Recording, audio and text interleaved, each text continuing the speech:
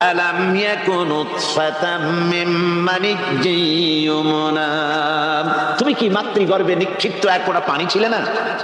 সুম্মা কানা আলাকাতান ফাখালাকা ফাসাওয়া, এরপরে তোমাকে মাংসপিণ্ডে, জমাট রক্তে মাংসপিণ্ডে পরিণত করা হলো, এরপরে তোমাকে সুন্দর করে তোমাকে সুগঠিত করা হলো।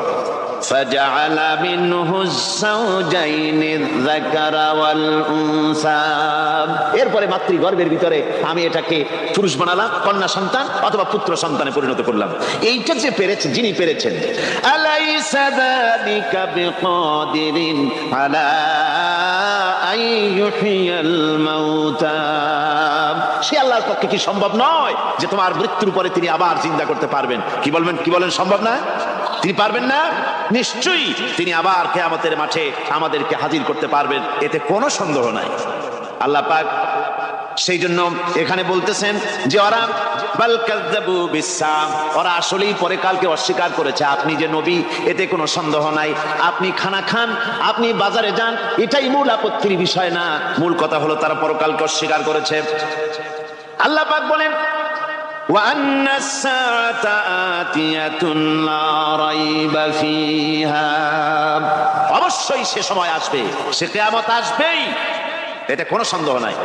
وَأَنَّ اللَّهَ يَبْعَثُ مَن فِي الْقُبُورِ, আর আল্লাহ পাক তিনি কবরের মধ্যে অন্তর্হিত যা কিছু আছে সবাইকে কিয়ামতের দিন আল্লাহ পাক ময়দানে উঠাবেন। কিয়ামতে আল্লাহর দরবারে সকলকে হাজির হতে হবে। আমার বন্ধুগণ, আল্লাহ পাক বলেন ওয়ালাকাদ খালাকনাল ইনসানা মিন সুলালাতিন মিন তিন, লক্ষ্য করো, তুমি ছিলে মাটির নির্যাস থেকে, তোমাকে তৈরি করা হয়েছে। শুধু মাটির নির্যাস থেকে তোমাকে কোনো মডেল ছাড়া, কোনো ধরনের আদর্শ ছাড়া, কোনো ধরনের নমুনা ছাড়া তোমাকে সৃষ্টি করা হলো। সুম্মা জাআলনাহু নুতফাতান ফি ক্বারারিম মাকিন, এরপরে মাতৃগর্ভের একটা অত্যন্ত সুরক্ষিত জায়গায় তোমাকে সংরক্ষণ করা হয়েছিল। সুম্মা খালাকনান নুতফাতা আলাকাতান ফাখালাকনাল আলাকাতা মুদগা, রক্তপিণ্ডকে, নাপাক পানিকে জমাট রক্ত করেছি, জমাট রক্তকে আমি আবার গোশত পিণ্ডে পরিণত করেছি। ফাকাসাউনাল ইযামা লাহমা, এরপরে সুন্দর করে চামড়া দিয়া, গোশত দিয়ে একটা আকৃতি তোমাকে দান করেছি। সুম্মা আনশানাহু খালকান আখারা ফাতাবারাকাল্লাহু আহসানুল খালিকিন, এরপরে সুন্দর একটা বিশেষ একটা আকৃতি দিয়ে তোমাকে আমি সুন্দর করে সুগঠিত করে তোমাকে তৈরি করেছি। সুম্মা ইন্নাকুম বা'দা যালিকা লামাইতুন, এরপরে আমি আল্লাহ রাব্বুল আলামিন তোমাকে মৃত্যু দেব, অবশ্যই তোমাকে মৃত্যুবরণ করতে হবে।